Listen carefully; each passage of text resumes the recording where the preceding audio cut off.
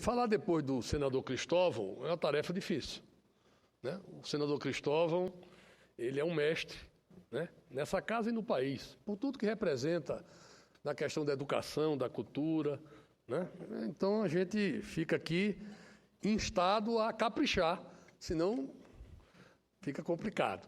Mas eu queria, em rápidas palavras, senhor presidente, registrar que, até aproveitando o final do que disse o senador Cristóvão, que às vezes as pessoas cansam e buscam outro tipo de saída, eu quero dizer que eu acredito na política, senador Eumano. Vossa Excelência também. Vossa Excelência, a sua vida, né, tem demonstrado isso.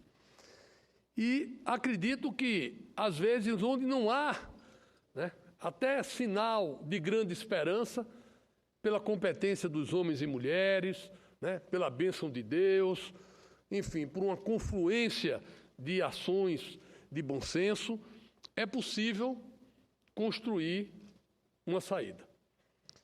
E aqui eu não quero falar hoje do Brasil.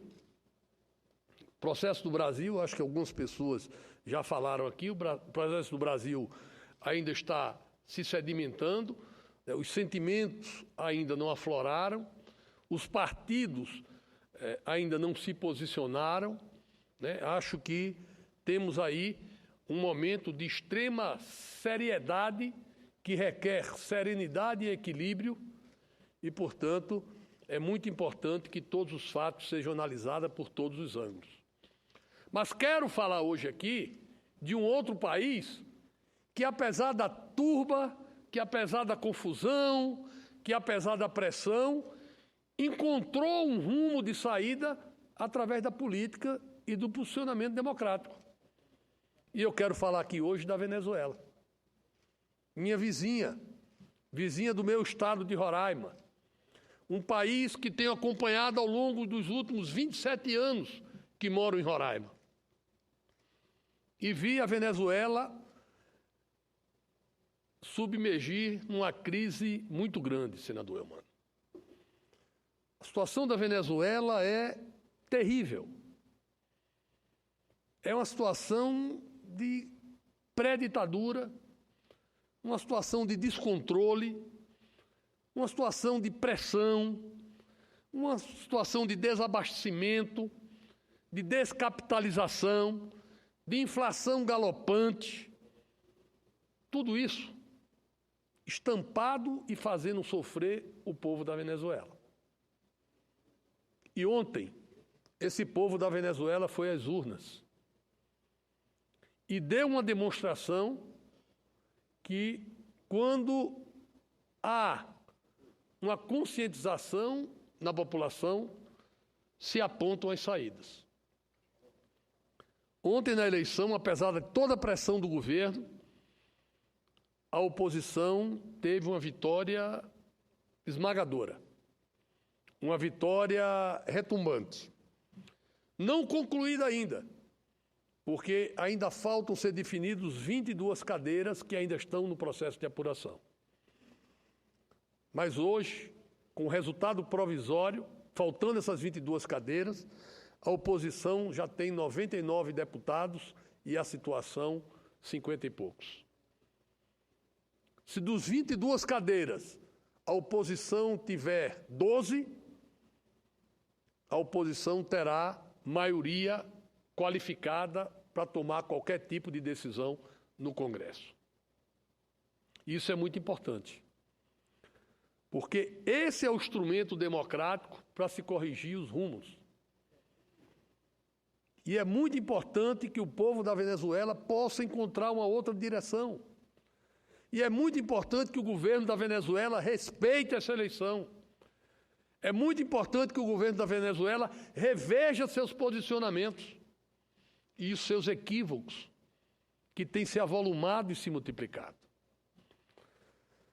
Eu quero aqui, hoje, parabenizar o povo venezuelano e registrar que só com esse gesto do resultado da eleição, o presidente da Argentina, que esteve no Brasil há alguns dias, Maurício Macri, que tinha anunciado que iria recorrer para afastar a Venezuela do Mercosul, né? Hoje registra de que não vai entrar com pedido de suspensão, porque espera que com a vitória, com a indicação do povo da Venezuela de um outro caminho, esse caminho possa ser construído e trilhado coletivamente entre oposição e governo, com uma maturidade política, respeitando a decisão da população. Um posicionamento parecido com esse foi tomado hoje também pelo governo dos Estados Unidos. Governo americano que é taxado pelos seguidores de Maduro como o grande Satã, como algo que vive a tentar desestabilizar a Venezuela, numa tentativa de polemizar uma luta que não é do povo americano, que não interessa a América do Sul nem a América Latina. E o governo americano hoje, o secretário John Kerry, diz que os Estados Unidos está disposto a apoiar os esforços de entendimento entre os diversos partidos, o governo e a oposição. Então, eu faço esse registro, presidente Elmano, apenas para registrar que há saída para que se construam alternativas democráticas. Aqui o senador Cristóvão falou, não, pode ser que alguns defendem a vinda dos militares e isso pode, no futuro, virar um caminho. Jamais o caminho será a ditadura, qualquer que seja a cor, a ideologia da ditadura. Jamais o caminho será o totalitarismo. Os caminhos têm que ser democráticos. Mesmo que sejam caminhos traumáticos. Mesmo que sejam caminhos traumáticos, eles têm que rezar na Constituição e têm que estar, sobretudo, sintonizados com a aspiração popular. Aqueles que estão nessa casa representam os estados da federação e o povo do Brasil. Nós temos que nos fazer respeitar e ser respeitados por essa população que está lá fora. E da forma como a Venezuela, que é um país muito mais sacrificado do que o Brasil, construiu, ou está construindo, ou pelo menos apontou, uma saída democrática. Assim como a Argentina, há alguns dias atrás, construiu uma saída democrática, através do posicionamento das ruas e o posicionamento do voto. Eu não tenho dúvidas que aqui no nosso país também, até por sermos o país mais forte da América do Sul, o país que tem uma estrutura muito mais moderna, uma estrutura muito mais permanente e consistente, nós temos a obrigação de construir uma saída para o povo brasileiro.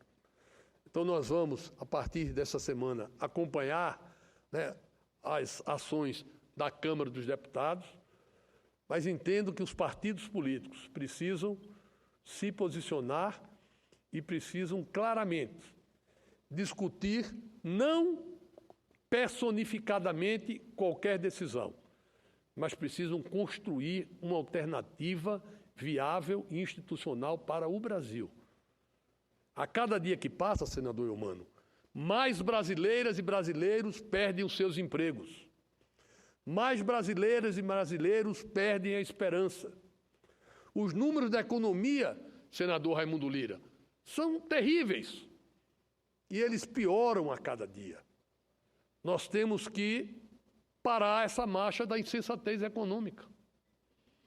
Nós temos que reverter a expectativa, recuperar a credibilidade do governo, recuperar a segurança jurídica e trazer de volta as condições que o Brasil tem, como poucos países no mundo têm, para ser atrativo ao investimento internacional e ao investimento nacional.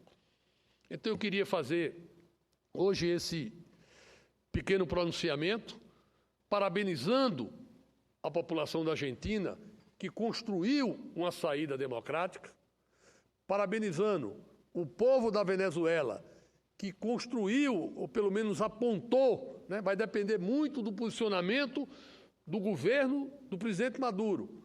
E vai depender muito também da cobrança e do posicionamento dos governos brasileiro e dos governos dos países que formam o Mercosul e a Unasul junto com a Venezuela.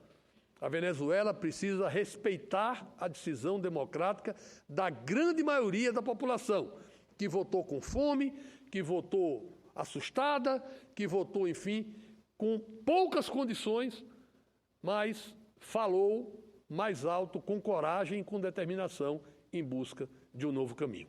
Então eu quero saudar o povo venezuelano e dizer que nós, do estado de Roraima, ficamos felizes de ver que a Venezuela pode construir uma alternativa que não seja a alternativa hoje, que é a do sofrimento, da desagregação, da violência e da falta do desenvolvimento. Muito obrigado, presidente.